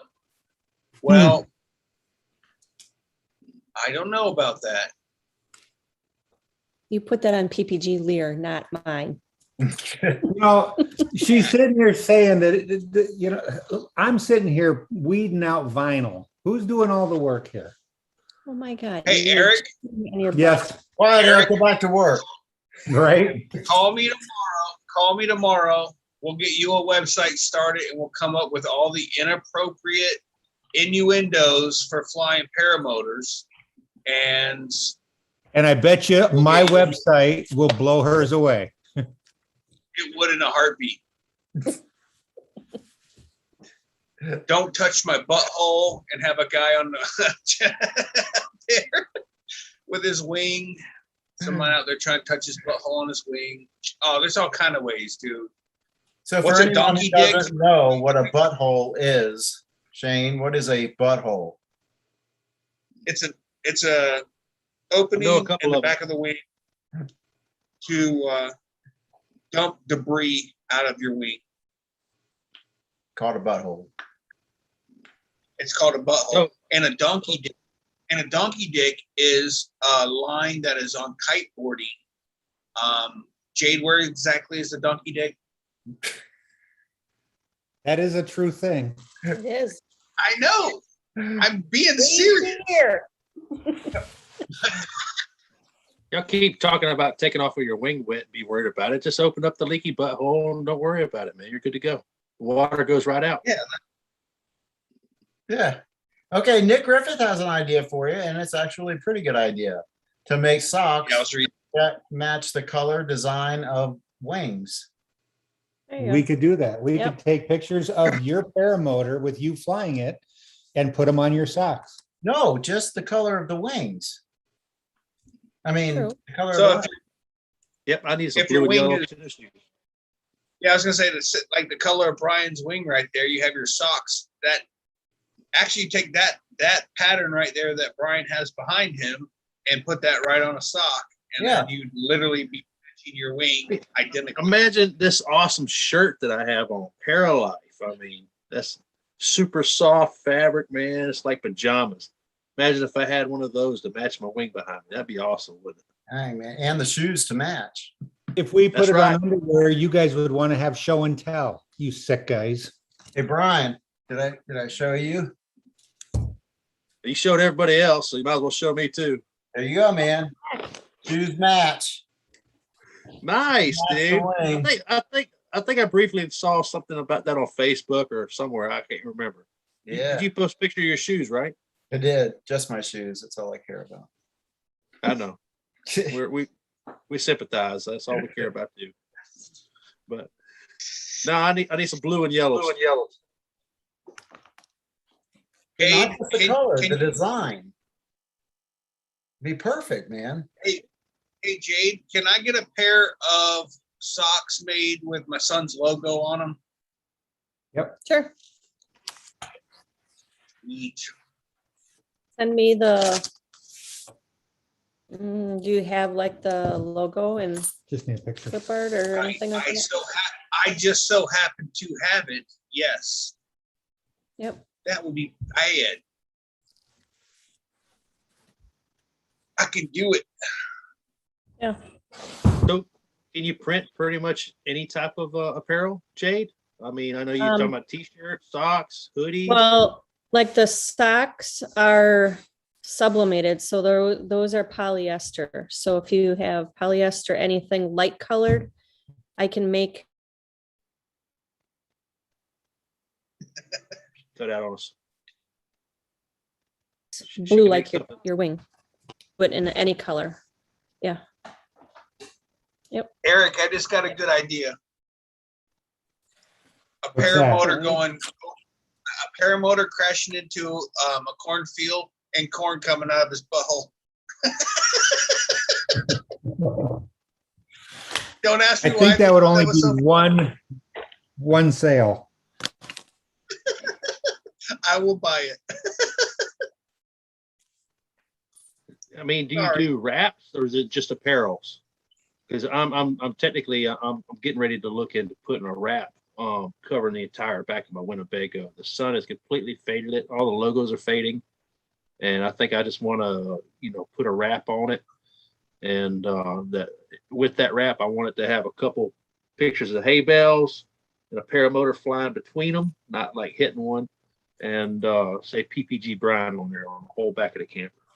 So we did, that's more of Eric's expertise, because when he used to race, he used to do all of his logos on his trailer and his car, I guess, or buggy.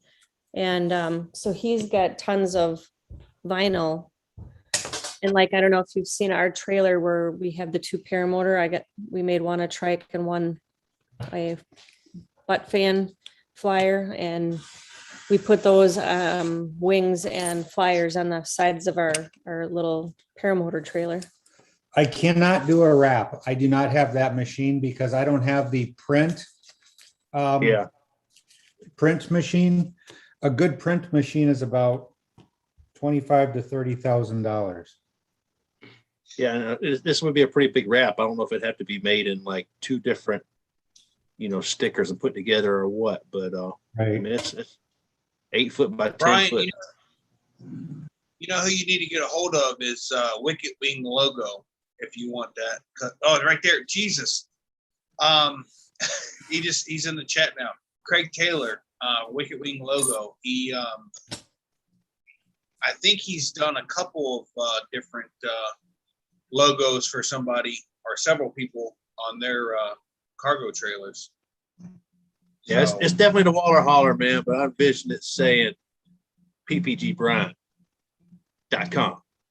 And when I drive down the road, my YouTube subscribers go up and people learn how not to fly a paramotor. So Actually, I've drove my my cargo trailer up and down the east coast of the United States. I'm wondering if all of the advertisement I've done for somebody has helped out at all. I don't think Mark? so.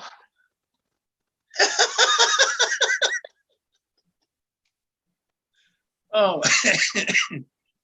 good Lord. So Jade, if I send you, you can put any picture on there. Yeah. Oh, God. oh, How about that? what? Oh yeah, give me that picture. That is going on something. The back of a pair of thongs or something. This should have been like the cover shot of the calendar, right? Oh man. Yeah, man. Hey, it's just 2 Down syndrome kids having fun.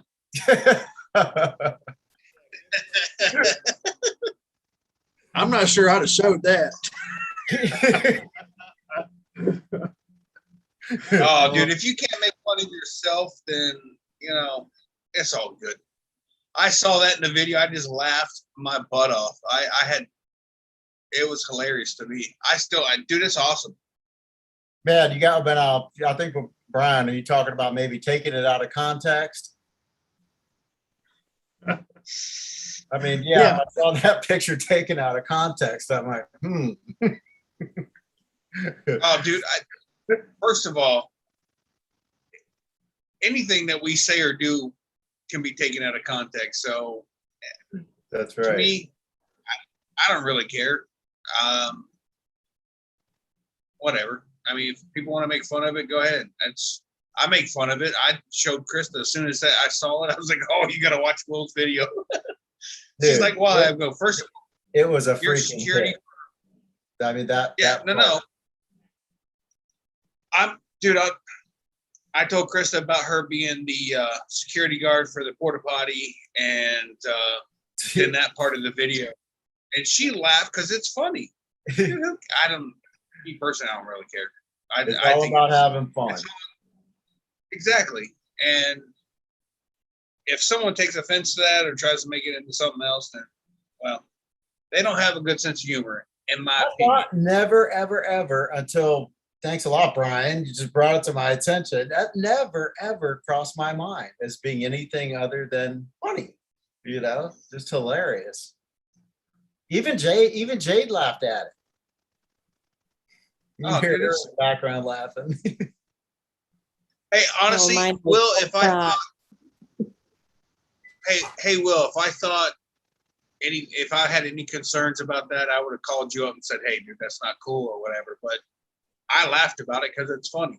I know what it's about, and we all know what it's about. If someone has a problem with it, whatever, dude. That's how I Now look at it. I missed the Will Fly video, and I got to go watch it after we get off the channel here. No, make you- have a problem. I lived on top of a mountain without self-service for the most part. So Hey, I That's will cool. tell you when Will is dreaming, I was rolling in the video. He's dreaming, and there's the shots about the first in flight thing just gets me. And I know, Will, that a lot of your subscribers and the people that are watching the video don't know the story behind it, or majority of them don't. Yeah. And for me, I mean, it absolutely just kills me. I die laughing every single time there's a shot thrown about first in flight. I just chuckle. It kills me, dude. I love it. Hey, I made it fair though. The opening. Well, I won't spoil it for you, Brian. So you just anytime. Yeah, it's awesome. And the Dairy Queen freezes coming down, dude. That's Well, see, you notice I like Dairy Queen now.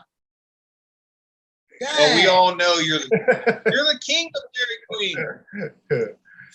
Did you get some like, are you gonna do a series or something of your vacation, Brian? I took some GoPro video footage. I've got a lot of pictures of deer and stuff like that, squirrels coming up to me. But yeah, I'll probably put out a video. It was an incredible scenery out there. Let me see if I can pull up a picture or two here to show you. While you're looking at that, I can't tell you how many people that picture that you sent on I think you put it on ClearProp of the mountain view. Oh yeah, That looked like a freaking painting. I mean, that was beautiful. yeah. Yeah, my brother climbed up to the top of the mountain. He got that picture. Let's see. Here's a panoramic. Let me see if I can share this.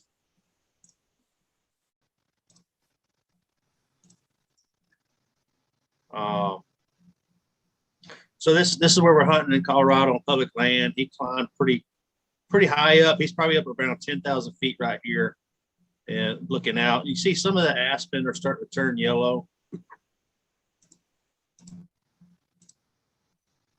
The locals call them Quakies. There's another shot right here. I think this is the one you're talking about. Yeah. Yeah. That just looks beautiful.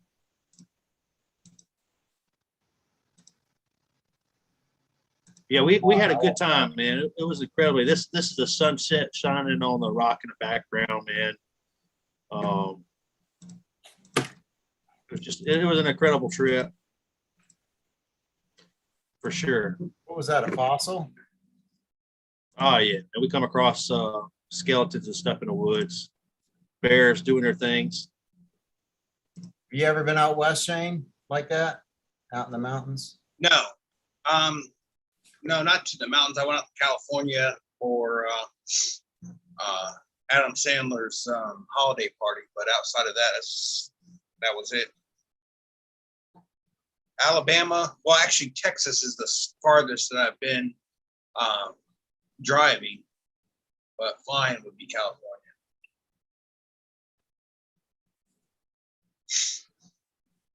Well, wait. Well, yeah, so no, you I would- went to California, but you didn't go through the mountains. You just stayed down south, I guess I-10 or whatever.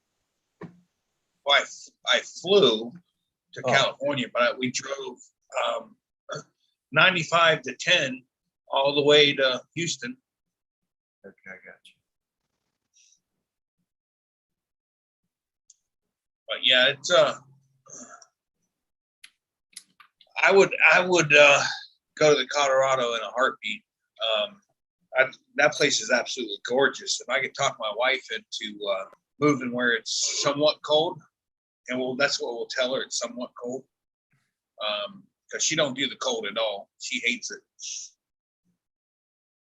Well, Oh, are any of you guys interested in oh man, I don't even know how to explain this.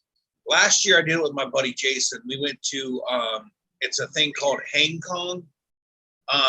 It's a bunch of people get together and they go to this youth ranch thing, and everybody has hammocks, and it's just kind of like it's not a survival thing, but because it's literally got a bathroom and everything there. But everybody sleeps in hammocks and for the weekends. Oh, Where is it? Brian got kicked off. Hold on. It's over. Tony Are asked you- a question about the elk hunt, about how much it costs. I don't mind talking about it. We do it the cheapest way we could possibly do it as out of state people.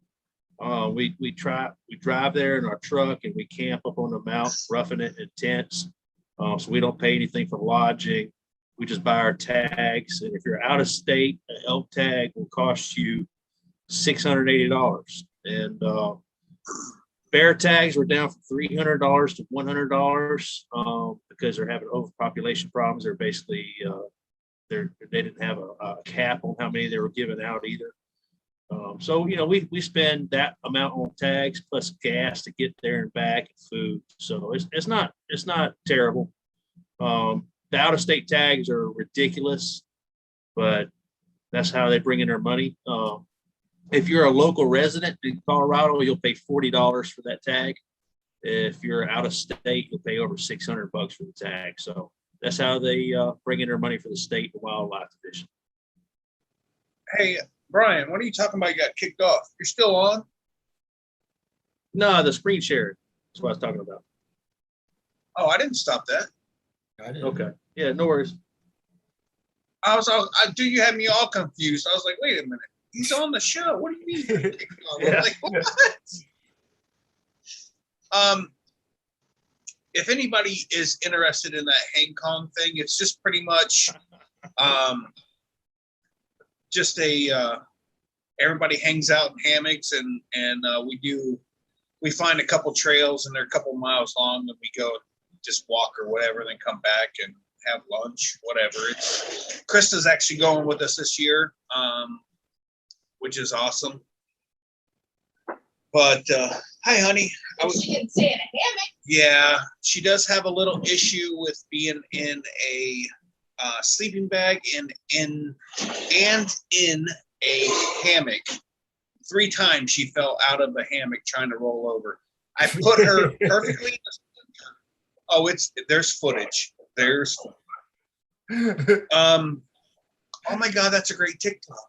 Holy crap, I forgot all about that. Oh, that's going on TikTok. Anyways, she's in a single person hammock, right? And I'm on the tree next to her. And I put her perfectly in the hammock. I hold it and everything. She get her all adjusted in the sleeping bag.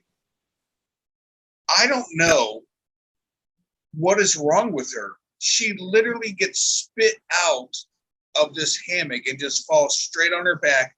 Not once, not twice, but 3 different times. So again, my buddy, I take this back. I did not have a hammock next to her. My buddy, who was supposed to bring me his extra hammock, actually brought me, ironically, he brought me a rain jacket inside of what was supposed to be a hammock. So I didn't have a hammock. So I decided that I had brought a tarp with me. So I ended up putting a tarp down and I was sleeping on the ground. And then, of course, Krista couldn't sleep in the hammock because she kept falling out of it. So we ended up under the tarp on the ground. And I kept looking over in the middle of the night. I'm like, dude, look at that hammock just hanging there. So comfortable looking, and I'm laying on the ground. But I can't leave because that would be horrible of a husband to leave the wife who couldn't stay in the hammock, but I can just fine. So yeah, that was a miserable night. I think we walked in 4 miles in and 4 miles out. It was just an overnight, but yeah, she fell in the hammock like I can't even tell you how many times. 3 times. She's like, I'm just trying to roll over. well, you have to like do a little wiggle thing. And she was just trying to literally just roll over. And you can't do that. And 3 times. You're talking like 3-foot drop. 3 times on her back every time. Boom, boom, boom.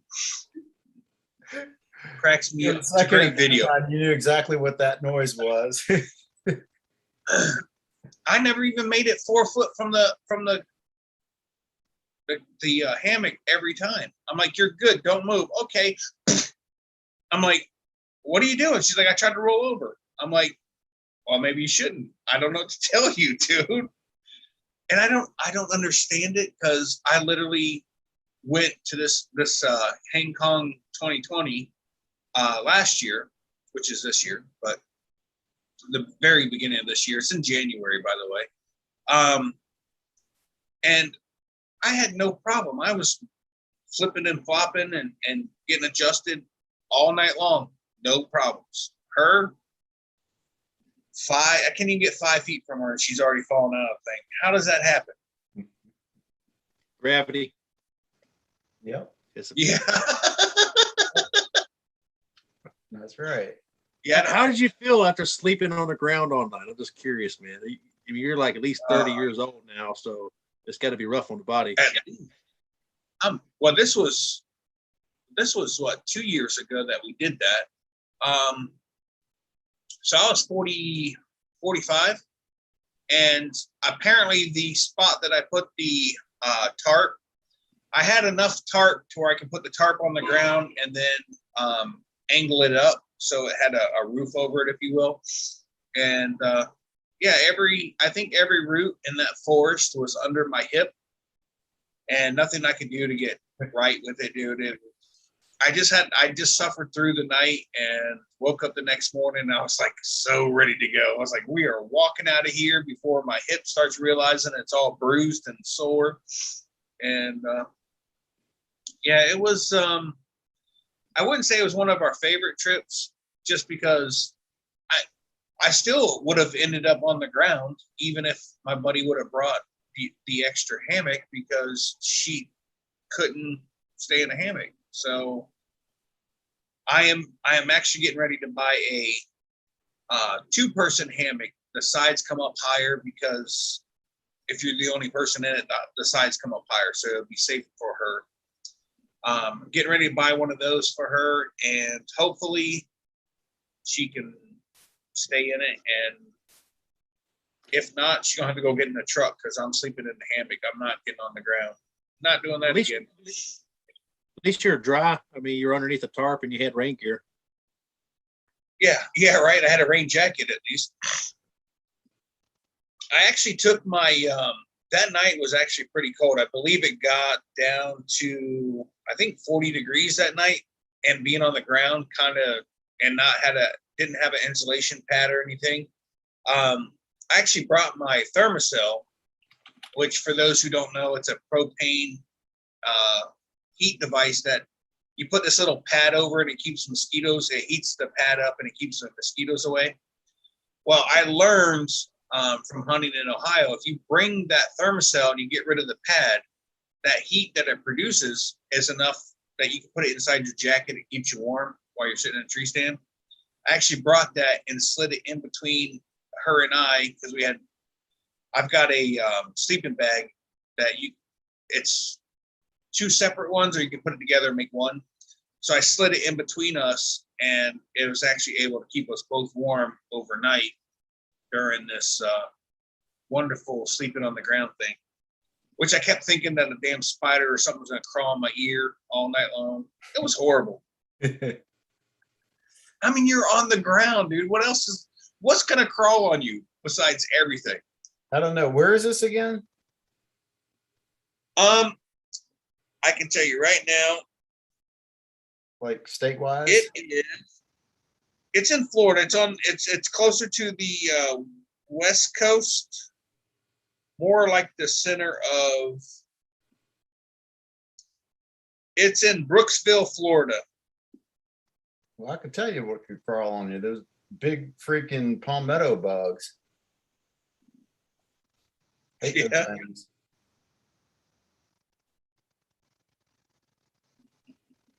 It's actually free. If they have power there, if you hook to the power, it's like $20 a night or whatever. Depending on the temperature, I may have to bring a electric blanket for Christmas so you can stay warm. But it's just a bunch of people hanging out and just enjoying nature. I don't know. If you're not really into that, you wouldn't be into it. But if it's something, you like hanging out with a bunch of people and talking about whatever, then Kind of like I'm a down, dude. It's kind of like a flying, and there's a lot of cow pastures, so I'm probably going to bring my paramotor and maybe see if I can't find somewhere to take off and fly from. Because Oh, you're gonna be a rock star. Yeah. yeah, right. So do these things have cup holders? I mean, is there somewhere to put my beer or what? What's that? The hammock. The hammocks. Oh, man, have you not seen some of these guys spend more money on the hammock rainfly setup than I have ever spent on a tent that fits 15 people? Some of these guys will go and spend $500-600 on a hammock setup, and I'm just like, why? I got mine for $5 at Walmart on clearance. I got a $10 rainfly, and I'm sleeping just as good as you are. You can't convince them that, dude. They think the more money they spend, the better it is. I'm like, I'm doing this once, twice a year. What do I care about spending $500-600 on a hammock for what? They got like under quilts and all this other stuff. I'm like, dude. So Aren't they true made of story. ripstop? No. Yeah, they use that paracord stuff, whatever it's called, 505. I don't know. Ripcord. They use all kind of stuff, but I actually brought a ground pad that I put inside of my my hammock, and it's like a 4-inch thick air pad. Well, the very first night, all the air went out of it. It sprung a leak apparently from the last time I used it, and I ended up getting really cold. Well, I got up in the middle of the night and I got that reflective windscreen that you put on, like the sunshade that you put on the dash of your truck, so the sun doesn't eat your dash up. I took that, put it over top of that ground pad, the ground pad, and I was perfectly fine after that. It was just enough insulation to keep the cold off of my back. So they're like talking about spending $100 and something on pretty much the same thing that I paid $10 for to put over my dash of my truck. I'm like, you guys are dumb. I mean, we spent $3,000 on ripstop material. We could fly it normally. Looky there, Brian. Nice. There you go. You're set, man. Heck yeah. I got a hammock like Hey, that, I know. but it's just I a know a drink guy holder. that, $8. Yeah, that's just I guess the attachment. But for $7.95, man, you can get two, one on each side. That looks very universal. Like I could probably hang that from the J arm on my paramotor. Yeah, man. I'll just take root beer, not real beer. How about that? All right. Hey, did you notice in my video, I made sure I pointed out, I showed the can that it was actually soda, so no one thought that I was drinking a beer while flying. You poured the beer out I and had put to it in the soda can, didn't you? How would I have gotten off the ground with that? That'd have been all over the place. I don't know, man. Hey, Mark McElroy, since you were seeing my LEDs in person, what do you think about the lights I put on the paramotor? Yeah, they work good. They look good and simple. Yeah, and the only thing is I don't like the placement of them now after that I've flown with them, because as the sun starts going down or first thing in the morning, you go to look left or right and those lights blinking were catching me every time. I was like, yeah, they are going to have to go down lower below me so I don't see them when I turn my head. Yeah, ours You came can in go top yesterday. and bottom. Yep, those are them.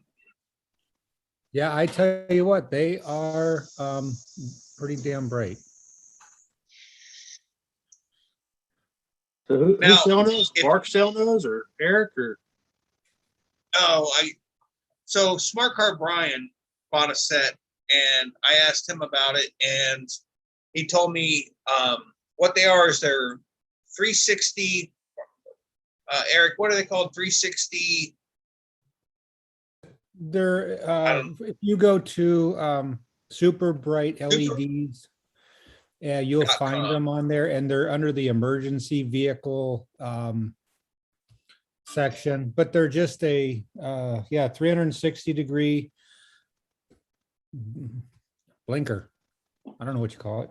Strobe light or whatever. Yeah, You can get them in strobe. different colors. I got white and green on mine. I may end up buying a couple more for later, and then you just go on Amazon and get a little power pack that's like $20 or $25, and it's plug and play really. You just got a wire. Eric, did you figure out the 3 wires? You got a positive, negative, and then the other wire is how you set the sequence, because it does several different things. Yeah, the You blue set both wire. light. The blue wire you set does both lights. your 37 patterns, and your yellow wire, you can sync multiple lights up so they all blink that multiple pattern at the same time. So it makes you go blind all at once. It doesn't take turns making you blind. nice? Well, you can actually set it up till one does one pattern, one does another pattern, but when you can sync them all up, and when you hit the switch, it all comes on. And Yeah. I ended up setting mine up exactly the same way Smart Car Brian did, and I'm really happy with them. And you're talking, I think $110, and it took me all of Brian and I maybe 15 minutes to put everything together. So Yeah, I really got no complaints. This is the hold on. This is the controller that you get with it, or you have to buy separately. Right here. And it's small. This is a iPhone. So it's kind of the size, of it, but it's real simple. It's got a USB port.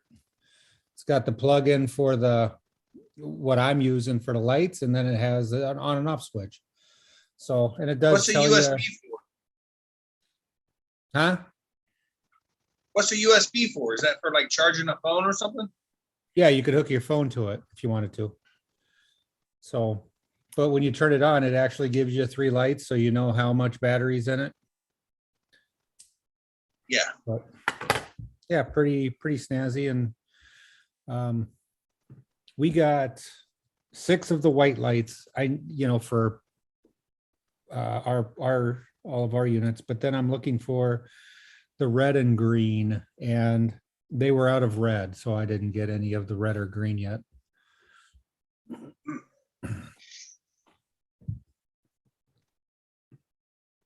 Yeah, it's I'm thoroughly impressed with them. I mean that stupid little firehouse thing that I have on my helmet is ridiculous and not really approved. But these lights here, you can see them forever. I mean, they're well past 3 mile. So, all right. Anybody got anything else to say? Because it is after 10 o'clock and I need to get going here. Has anybody ever tried putting a strobe on the chase cam or a spotlight? Anybody know? Put a what? A strobe or a spotlight shining forward on the chase cam? No. Not be interested. Yeah. What would be the purpose? Oh, so you could see better when you're flying at night. That's all. Messing with me, man. A spotlight. Now I got it. It's your headlights. Like, Don't We're gonna forget. see Brian coming in with landing lights hooked to his trike. Yeah. Oh my God. Hey, that right there is karma coming back. You know, Dave Ruff on his show, I mentioned, hey, have you heard about the new GoPro? No, what was it? The new GoPro mount, prop mount for the GoPro. Oh, And sweet. then- you could just see his mind thinking about how would that work? You know, how would that? You know. Anyways, that was karma coming back to me. You put it right in the center of the hub with Yeah. a bearing so it turns. Yeah. It can work, right? I guess. No. All right, guys, we are out of here. Thank you guys again for another great show. I had a great time as always. You guys want to say anything before we go? Yeah, there's a show tomorrow night. It's called Girls Just Want to Fly, and you should check it out. Mr. Mark, you got anything to say, sir? No, I'm all good. I'll see y'all tomorrow night. All right, Mr. Will Fly. Yeah, check me out on YouTube, Will Fly, or willflyppg.com. It was a great show. I enjoyed it. Eric Lear, you want to speak for your wife? No, she's actually here, but an answer Mark H's question, that is just, this right here is just the power supply. This is your battery that powers it. Yeah, it does have its own controller inside of the lights. So they are handy. And you can find me at ppglear.com. All right, let's hear from Jade. Jade, where can we find you tomorrow night? Tomorrow night, you can find me on here at paramotorgirl.com with your wife, Cupcake Krista, as we interview Alicia Lynn from Casper, Wyoming. You're not going to believe what she has her hands into with sporting paramotor pilot and PPG and much more. So join us and be in the chat, ask her some questions. And if you know of any gals that are interested in sharing their story, send them my way or Krista's way, and we'll get them on the show. All right, guys. I am Shane, your host, and we will see you guys tomorrow night at Jade Flying Flamingos channel. And it's 8 o'clock Eastern, 7 o'clock Central. And yeah, can't wait. All right, guys. Have a good night. Peace. Good night.